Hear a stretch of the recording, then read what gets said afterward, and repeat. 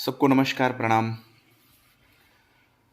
रविवार के दिन 21 जनवरी 2024 वार रविवार, तिथि एकादशी। इस दिन साल की सबसे बड़ी पुत्रदा एकादशी रहेगी।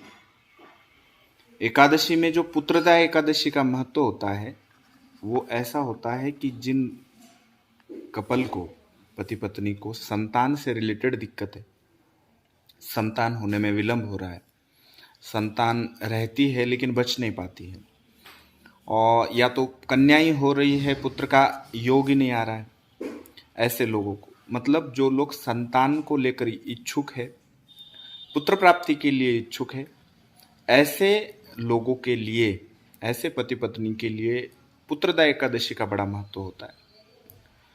पुत्रदा एकादशी के दिन करना क्या है कि एक नियम मैं आपको बताऊंगा जिससे आपको संतान प्राप्ति में यदि बाधा आ रही है तो वो आपकी बाधा बड़ी आसानी से दूर हो जाएगी, और यदि पुत्र प्राप्ति में बाधा आ रही है तो वो भी बाधा आपकी आसानी से दूर हो जाएगी। इसके लिए इस पुत्रदा एकादशी से आपको एक नियम फॉलो करना है। वो नियम मैं आपको बताने जा रहा हूँ, बहुत अच्छा है और बड़े ध्यान से सुन लेना। करना क्या है, पुत्रदा एकादशी के दिन पति पत्नी व्रत करेंगे जिनको पुत्र प्राप्ति की आवश्यकता मतलब इच्छा है, और जो संतान प्राप्ति के लिए इच्छुक है, ऐसे लोग ये उपाय फॉलो करेंगे।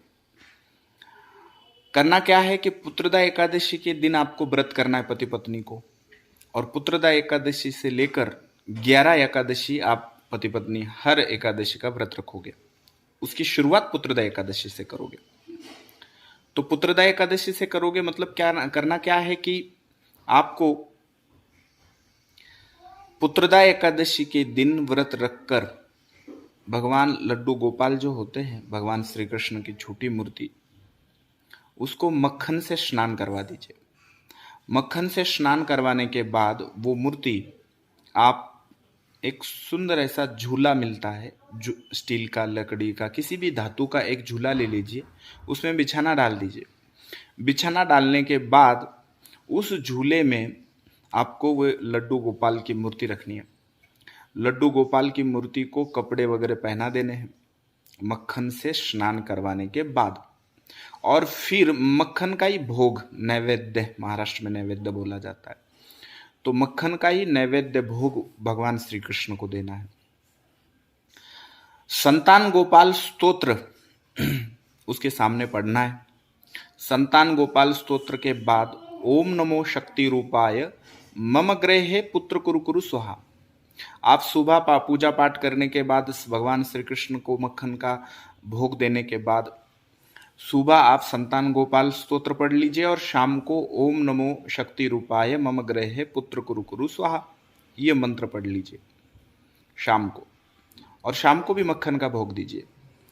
सुबह और शाम मक्खन का जो भोग दिया हुआ है वो पति पत्नी रात को सोते वक्त खा के सो जाएंगे, मतलब वही भगवान को जो दिया हुआ भोग है वो आप खा लोगे मक्खन का।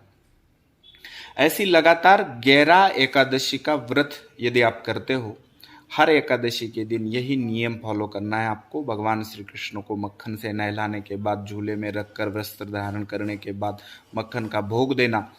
सुबह संतान गोपाल स्तोत्र मैं भेजूंगा आपको, लिखूंगा यहाँ पे, वो पढ़ लेना, और शाम को एक मंत्र का जाप कर लेना 108 रुद्राक्ष की माला से। नित्य नियम से ऐसी 11 एकादशी पूर्ण होने के बाद आपकी संतान प्राप्ति की आने वाली अड़चनें, चाहे मेडिकली अड़चन हो, चाहे जो भी हो, या कुंडली में संतान भाव में दोष हो, वो दोष आपके हट जाएंगे, संतान प्राप्ति की बाधा आपकी दूर हो जाएगी, और संतान प्राप्ति में किसी भी प्रकार की कोई बाधा नहीं रहेगी। पुत्र प्राप्ति की कामना आपकी पूरी हो जाएगी। नमस्कार।